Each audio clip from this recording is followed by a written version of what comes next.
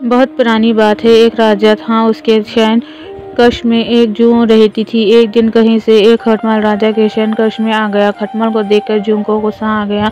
जूं ने खटमल से कहा, अरे खटमल, तू यहाँ कहाँ से आ गया है? अगर तुझे कोई देखा तो तेरे साथ मैं भी मारी जाऊंगी। जूं की बात सुनकर खटमल बोला, अरे जूं, तेरा और मेरा काम एक ही है। हम दोनों ही इंसान का खून पीकर अपना जीवन यापन करते हैं, तो जिस तरह मेरा अपमान कर रही है, इस तरह तो कोई किसी दुष्ट व्यक्ति का भी नहीं करता।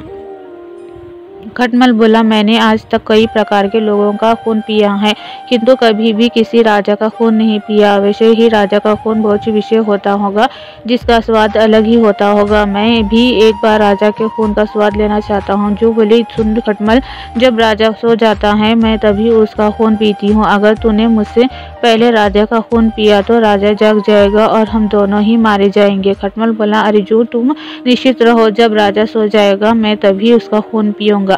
जूं को खटमल की बातों पर विश्वास नहीं था, इसलिए जूं ने खटमल से कहा, तुम कसम खाओ कि मेरे तरजपान करने के बाद ही तुम राजा का खून पियोगे और कल तुम यहाँ से चले जाओगे। जूं के इस प्रकार जिद करने से खटमल ने जूं की सभी बातों में हामी भर दी। रात में राजा अपने शयन कक्ष में आया और दीपक वगैरह बुझाकर सो गया, किंतु उसे नींद नहीं लगी थी। राजा का मीठा खून चूसने के लिए लालच में खटमल व्याकुल हो रहा था और राजा के सोने से पहले ही उसने राजा को काट लिया।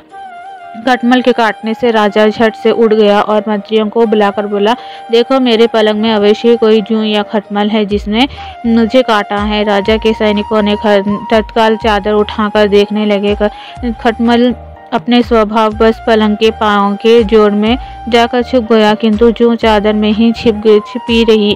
ऊपर होने के कारण सैनिकों ने जूं को देखा लिया और उसे पकड़कर मसल दिया। खटमल पांव के जोड़ों में छुपा होने के कारण सुरक्षित बच गए, किंतु बेचारी जूं मारी गई। जूं और खटमल की कहानी से हमें शिक्षा मिलती है कि विरोधी प्रवृत्ति की व्यक्ति को कभी अवसर नहीं देना चाहिए और ना ही उसकी बातों पर विश्वास करना चाहिए।